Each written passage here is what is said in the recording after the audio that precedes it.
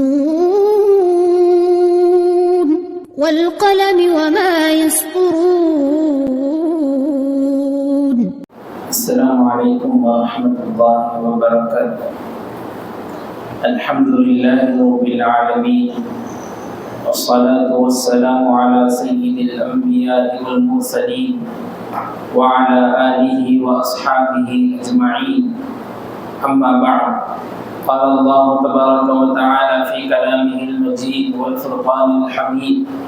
اعوذ باللہ من الشیطان الرجیم. بسم اللہ الرحمن الرحیم.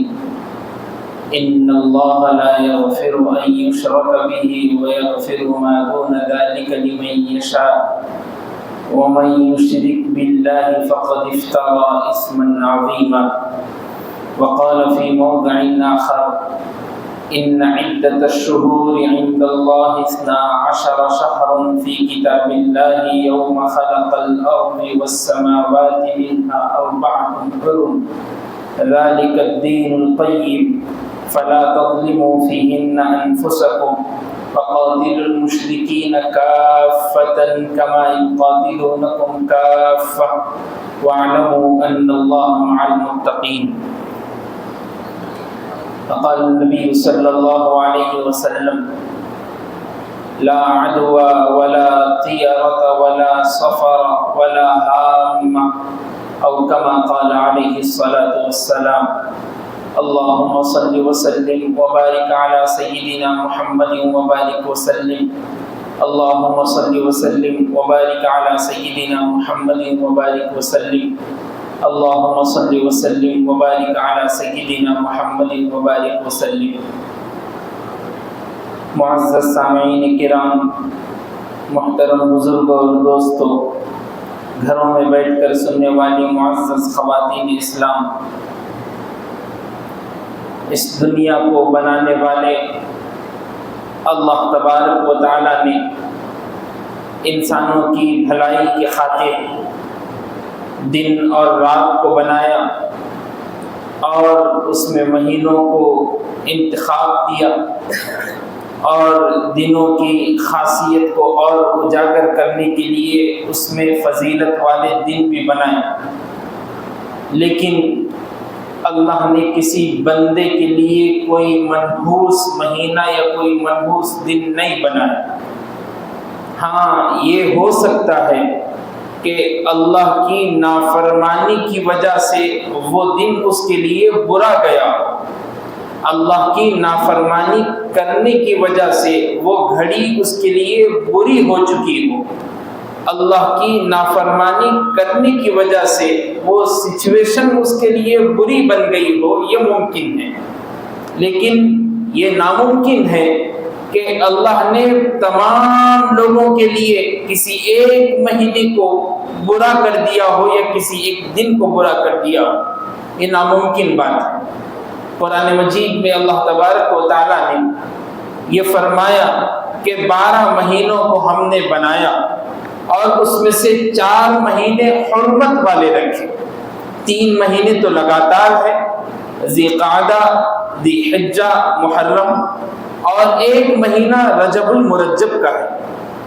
معلوم یہ ہوا کہ یہ 4 مہینے اللہ تبارک و تعالیٰ کے اس دنیا بنانے کے بعد اور مہینوں کو بنانے کے بعد سے ہی حرمت والے مہینے ہیں. حرمت کا مطلب ہی یہی ہے کہ اس مہینے میں کوئی جنگ و جدال نہیں ہوگی، قتل نہیں ہوگا، لڑائی نہیں ہوگی، نہ کوئی اور کام ہو سکتا ہے. اسی کو حرمت کہا جاتا ہے. اور زمانہ جاہلیت میں بھی لوگ اس کی تلقین کرتے تھے اور اس کو سمجھتے تھے. پیلا پڑ جاتا ہے جس کو ہم ارقان کا نام دیتے ہیں، اس بیماری کا زیادہ ہونا اس مہینے کی وجہ سے ہوتا ہے. اس لیے ممکن ہے کہ اس مہینے میں ہو، اس لیے اس کا نام سفر رکھ دیا گیا. بعض لوگ یہ کہتے ہیں زمانہ جاہلیت میں کہ سفر ایک کیڑے کا نام ہے. اب وہ کیڑا جب پیٹ میں چلا جاتا ہے تو کتنا بھی کھا لو آدمی کا پیٹ نہیں بھرتا، اور وہ ایک دن ایسے ہو جاتا ہے کہ کھاتے کھاتے اسی مہینے میں اس کو بیماری لاحق ہو جاتی ہے اور وہ مر جاتا ہے. الگ الگ اس کا نام دے دیے گئے. لیکن سفر کا اصل معنی ہے خالی ہونا. سفر جیسا ہم حساب میں بھی صفر کہہ دیتے ہیں، کہ بھئی یہ زیرو ہے، خالی ہے، اس کا کوئی مطلب نہیں۔ خالی ہونا اس لیے اس کا نام رکھا گیا کہ ذی-قعدہ، ذی-الحجہ، محرم یہ 3 مہینے حرمت والے ہیں، اور ان 3 مہینوں میں لوگ قتل و قتال، جنگ جدال کچھ کرتے نہیں تھے۔ تو جیسے ہی یہ 3 مہینے ختم ہو جاتے تو سفر المظفر کے مہینے میں جنگ و جدال کے لیے، قتل کے لیے یا کسی اور لڑائی کے لیے نکل جاتے تھے، تو ان کے گھر خالی رہتے تھے مردوں سے، اس لیے اس مہینے کو سفر کا نام دے دیے گئے۔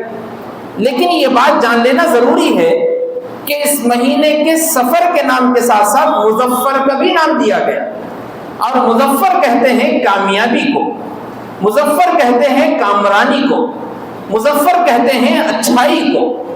جب معلوم ہوا کہ سفر کے ساتھ ساتھ مظفر کا لفظ استعمال ہوا تو اس مہینے کی خاصیت ہی اس نام سے سمجھ آ گئی کہ یہ بھی بنایا ہوا اللہ کا مہینہ ہے، اور اللہ نے اس مہینے کو بھی بندوں کے لیے منتخب کیا ہے۔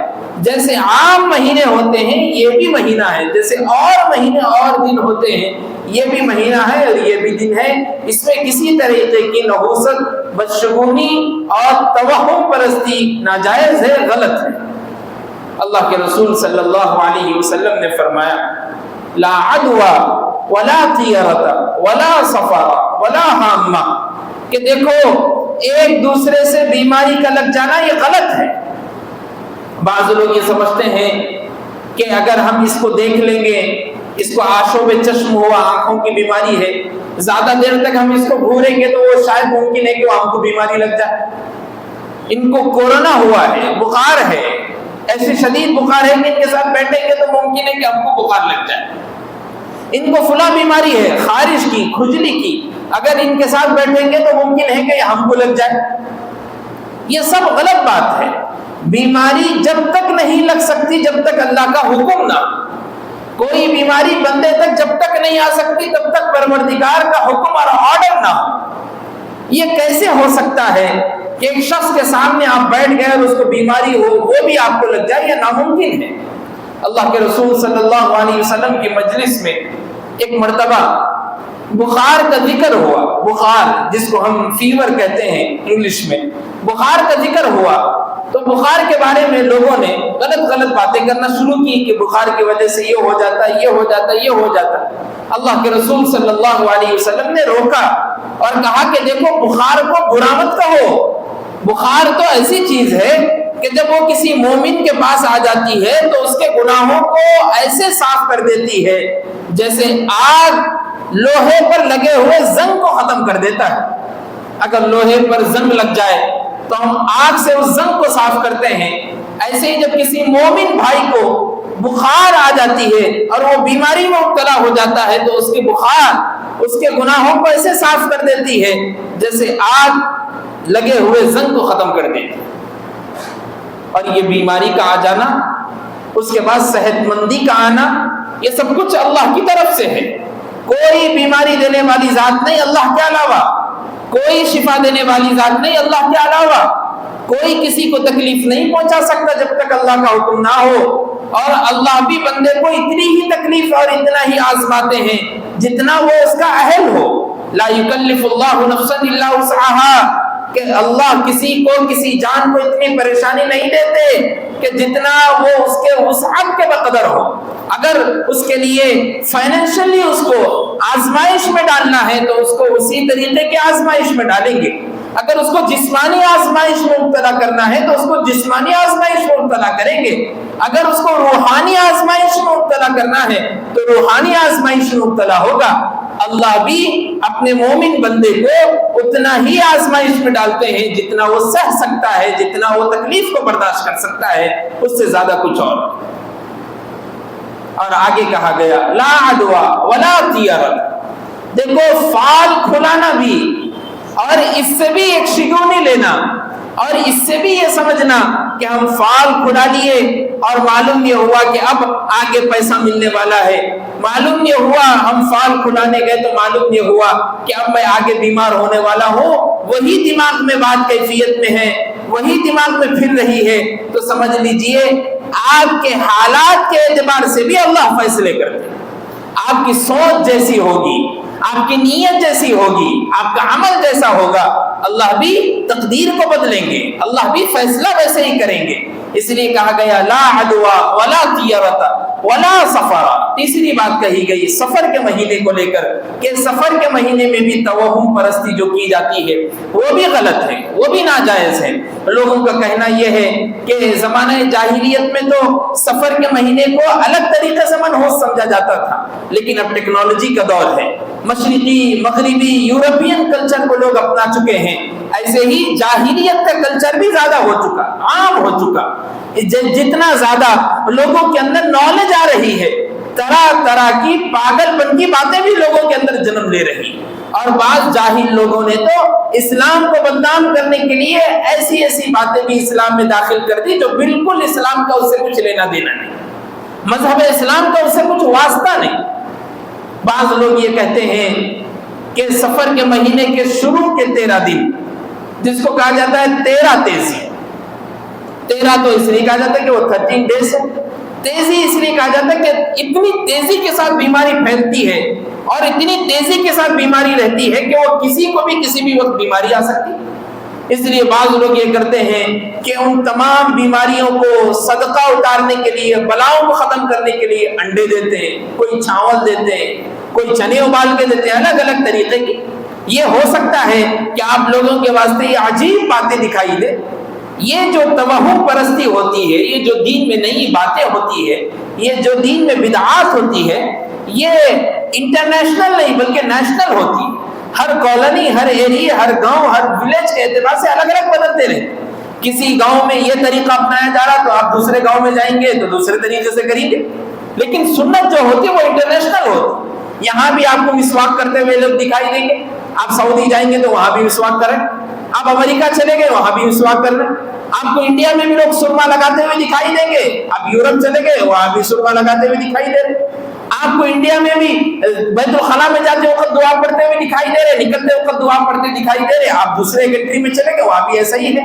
کیوں؟ اس لیے کہ سنت ہے، یہ انٹرنیشنل ہے، یہ ہر جگہ ایسی ہی کیفیت میں ہوتی ہے۔ لیکن جو دین میں نئی بات ہوتی ہے، جو دین میں نئی بات ڈالی جاتی ہے، جس کو ہم بدعت کہتے ہیں، کل بدعت ضلالہ وکل ضلالۃ فی النار، کہ یہ ہر دین میں نئی بات کا ایجاد کرنا یہ بدعت ہے، اور ہر نئی بات کا ایجاد کرنا گمراہی ہے، اور ہر گمراہ کا ٹھکانہ جہنم ہے۔ یہ گمراہی الگ الگ طریقے سے ہو سکتی ہے۔ جب لوگوں سے پوچھا جائے کہ بھئی یہ شروع کے 13 دن میں تم 13 تیزی کا نام دیتے ہو یا آخر وجہ کیا ہے، تو لوگوں نے نعوذ باللہ اس کو نام دے دیا کہ حضور اکرم صلی اللہ علیہ وسلم سفر کے مہینے کے 13 دنوں میں بیمار تھے، اس لیے آپ کی بیماری کو ہم سمجھتے ہوئے یہ 13 دن کو بھی منحوس سمجھتے ہیں، نعوذ باللہ۔ جب دلائل پوچھے جائے، حوالہ پوچھا جائے کہ کہاں سے ثابت ہے تو پھیکے پڑ جائیں گے۔ ہاں یہ ممکن ہے کہ حضور اکرم صلی اللہ علیہ وسلم 13 دن تک بیمار رہے، لیکن شروع کے 13 دن میں نہیں بلکہ سفر المظفر کے آخر کے کچھ دنوں میں اور ربیع الاول کے شروع کے دنوں میں، اس کے بعد 12 ربیع الاول کو آپ کی وفات ہوئی۔ یہ تو سب جانتے ہیں، یہ تو مسلمہ حقیقت ہے کہ 12 ربیع الاول کو آپ کی وفات ہوئی۔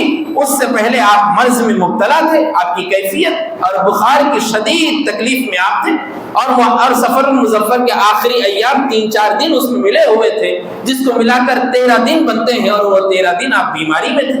اس کے بعد اسی بیماری میں آپ دنیا سے رخصت ہوئے، آپ کی وفات ہوئی، آپ دنیا سے پردہ فرما گئے۔ یہ تو مسلمہ حقیقت ہے، لیکن لوگ سفر المظفر کے شروع کے 13 دن کو نام لے کر یہ سمجھتے ہیں اور یہ کرتے ہیں کہ یہ حضور اکرم صلی اللہ علیہ وسلم کے بیمار ہوئے 100 دن ہے، تو سمجھ لیجئے بالکل غلط بات ہے، من گھڑت بات ہے، اس کا کوئی ثبوت روایتوں میں نہیں ملتا، نہ کسی حدیث میں آپ کو ملے گا نہ کسی کتاب۔ یہ بالکل ایک لوگوں کا من گھڑت بیان کیا ہوا قصہ۔ اور یہ بھی کہا جاتا ہے کہ سفر المظفر کے آخر کے 4 شنبے کو آپ صحت مند ہو گئے، اور بعض لوگ آخر کے 4 شنبے کو روزہ بھی رکھتے ہیں خوشی میں، بعض لوگ پکنک میں بھی جاتے ہیں، اور وجہ جب پوچھی گئی کیوں جاتے ہیں تو ان کے ذہن میں بات پہلے سے بٹھا دی گئی کہ حضور اکرم صلی اللہ علیہ وسلم آخر کے 4 شعبے کو صحت مند ہو گئے تھے اور آپ خود اپنے بستر سے اٹھ کر سبز و شاداب پہ چلنے لگے تھے، یعنی ہریالی میں چلنے کے لیے گئے تھے، تو ہم بھی پکنک پر جا رہے ہیں۔ نعوذ باللہ، یہ کیسے ممکن ہے کہ حضور اکرم صلی اللہ علیہ وسلم ربیع الاول کے 12 تاریخ کو آپ کی وفات ہوئی، اس سے پہلے کے 13 دن تک آپ بیماری میں تھے، تو سفر المظفر کے آخر کے کچھ دن بھی اس میں شامل ہے۔ لوگوں نے یہ من گھڑت قصہ، عربوں میں یہ عادت تھی۔ حضرت عبداللہ ابن عباس رضی اللہ تعالیٰ عنہ، اور ایک روایت میں آتا ہے کہ حضرت عباس رضی اللہ تعالیٰ عنہ آپ کے چچا جو تھے، جب وہ حضور اکرم صلی اللہ علیہ وسلم سے ملاقات کے لیے پہنچے تو آپ نے حضور اکرم صلی اللہ علیہ وسلم کی کیفیت کو دیکھا تو دیکھا کہ بخار اتنی شدید ہے کہ اب اس کا کم ہونا بھی تھوڑا امکان کم ہے۔ تو حضرت ابن عباس رضی اللہ تعالیٰ عنہ باہر نکل کر چند لوگوں کو یہ بات کہہ رہے تھے کہ حضور اکرم صلی اللہ علیہ وسلم کی طبیعت بہت زیادہ خراب ہے۔ تو مشرکین مکہ جب یہ بات سنے، وہاں میں جو رہنے والے، مدینے میں بھی جو لوگ تھے، جو لوگ آپ کے دشمن تھے یہود و نصارہ، جب یہ بات سنے تو ان لوگوں نے پروپیگنڈا کر دیا کہ اب ہم اس بیماری کو لوگوں کے درمیان خوشی کا ایک منظر قائم کریں گے اور لوگوں کو خوشی کا موقع فراہم کرنے کے لیے ہم مٹھائیاں تقسیم کریں گے اور لوگوں کو کہیں گے کہ حضور اب بیماری سے صحت مند ہو گئے۔ اور آج تک بھی لوگوں کے ذہنوں میں بات بیٹھی ہوئی ہے۔ یہ بالکل من گھڑت قصہ ہے، یہ بالکل یہ دین اور اس سے خالی لوگ جو ذہن سے دین پرور ہوتے ہیں ان لوگوں نے اس قصے کو ایجاد کر لیا کہ حضور اکرم صلی اللہ علیہ وسلم آخری 4 شعبے اور سفر المظفر کے آخری دن میں صحت مند ہو گئے تھے۔ بالکل نہیں، حضور اکرم صلی اللہ علیہ وسلم آخر کے سفر المظفر کے تاریخ میں آپ کو بیماری آئی اور اب بخار میں مبتلا تھے۔ اور یہ بھی کہا جاتا ہے، آگے کہا گیا حدیث میں، لا عدوا ولا طیرۃ ولا سفر ولا حامہ، کہ دیکھو الو سے بھی بدفعلی لینا غلط ہے۔ بعض لوگ دیکھتے ہیں کہ الو اگر گھر پر بیٹھ گیا تو اس سے بھی یہ بدفعلی لیتے ہیں۔ ممکن ہے کہ ہمارے گھر میں کوئی مہمان آنے والا، ممکن ہے کہ الو کا پکارنا ہمارے لیے غلط ثابت ہو، ممکن ہے کہ ہمارے لیے الو کا پکارنا لڑائی کا سبب بنے، یہ بالکل غلط ہے۔ ایسے ہی ایک کی بیماری دوسرے کو لگ جانا بھی غلط ہے۔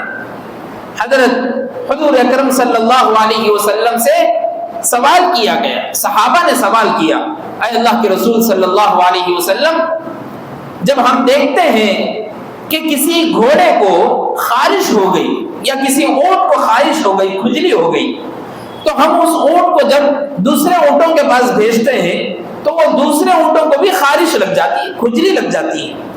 آپ نے ابھی کہا کہ کسی کی بیماری کسی کو لگتی نہیں، لیکن ہم اونٹوں کو دیکھتے ہیں کہ جب ایک کھجلی والے اونٹ کو دوسرے اونٹوں کے پاس بھیج دیا جاتا ہے تو اس کو بھی کھجلی کی بیماری ہو جاتی ہے، خارش کو بیماری ہو جاتی ہے۔ آخر یہ کیا وجہ ہے؟ تو حضور اکرم صلی اللہ علیہ وسلم نے ان لوگوں سے سوال کیا، صحابہ سے سوال کیا کہ دیکھو تم اس کی طرف اپنا ذہن لگا رہے ہو، یہ تو غور کرو کہ وہ جو پہلی اونٹنی تھی جس کو کھجلی ہوئی تھی، اس اونٹنی کو وہ بیماری دینے والے کون تھے؟ وہ بیماری دینے والے تو اللہ تھے۔ جب اس کو کھجلی کی بیماری ہوئی تو بیماری دینے والی ذات اللہ کی ہے، تو دوسرے اونٹنیوں کو بھی وہ بیماری ہو جانا اس کی وجہ سے یہ امکان نہیں، بلکہ اللہ کا اس میں حکم ہے تو ہی وہ بیماری ہو سکتی ہے، ورنہ تو یہ ناممکن ہے۔ اس لیے ہمارے ذہنوں سے اس بات کو نکالنا چاہیے کہ ہم ایک دوسرے کے ساتھ بیٹھیں گے، اٹھیں گے، ایک دوسرے کے ساتھ رہیں گے، ایک دوسرے کے گھر میں جائیں گے، تو یہ بھی آج کل غور کر رہے ہیں لوگ، اگر کسی کو روحانی مسئلہ ہو، اگر کسی کو بیماری ہو جسمانی، اس کے بلانے کی وجہ سے، ہمارے گھر میں اس کو بلانے کی وجہ سے ممکن ہے کہ ہم کو بھی بیماری لگ جائے، یہ بالکل غلط ہے۔ اللہ کے حکم کے بغیر کوئی بیماری آ نہیں سکتی، اللہ کے حکم کے بغیر کوئی پریشانی آ نہیں سکتی، اللہ کے حکم کے بغیر کوئی تکلیف پہنچ نہیں سکتی۔ اسی کو تو توکل کہتے ہیں، اسی کو تو بھروسہ کہتے ہیں، اسی کو تو اللہ پہ امید کہتے ہیں۔ فتوکل علی اللہ فہو حسبک، اللہ پر بھروسہ رکھیے، وہ اللہ ہی ہمارے لیے کافی ہے۔ اسی اللہ پر بھروسہ رکھ کر اپنی زندگی کو گزارنے کی ضرورت ہے۔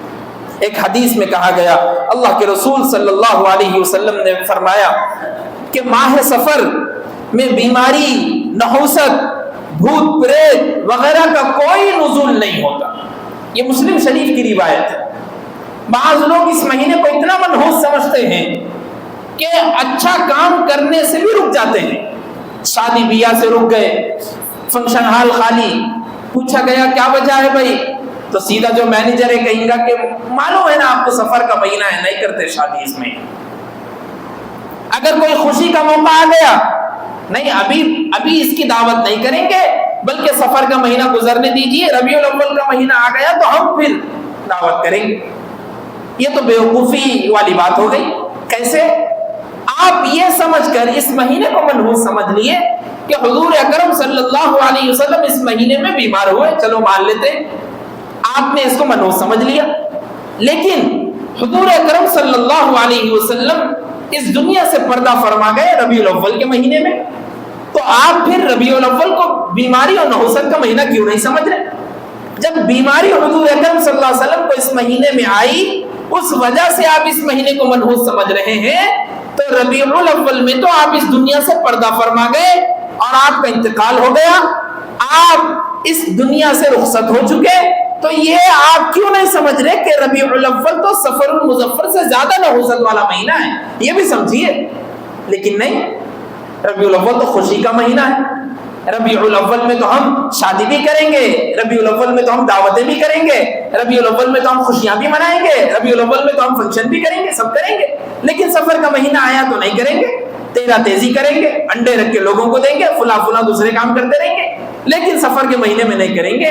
یہ تو بیوقوفی والی بات ہوگی، یہ تو پاگل پن ہے، یہ تو آپ کی نالج میں کمی کی علامت ہے، یہ تو آپ ابھی دین سے جڑے ہی نہیں، آپ تو دین سے خالی ہے، آپ تو دماغ سے بھی خالی ہے کہ ربیع الاول کو آپ اچھا مہینہ سمجھ کر سفر المظفر کو غلط مہینہ سمجھ رہے ہیں، یہ بالکل ناکارہ والی بات ہو گئی۔ اس لیے ایمان والوں کی عادت یہ ہونی چاہیے کہ ہر دن بنایا ہوا اللہ کا ہے، ہر مہینہ بنایا ہوا اللہ کا ہے، ہر رات بنائی ہوئی اللہ کی ہے، ہر دن بنایا ہوا اللہ کا ہے، ہر گھڑی بنائی ہوئی اللہ کی ہے، ہر سیکنڈ بنا ہوا اللہ کا ہے، ہر منٹ بنایا ہوا اللہ کا ہے۔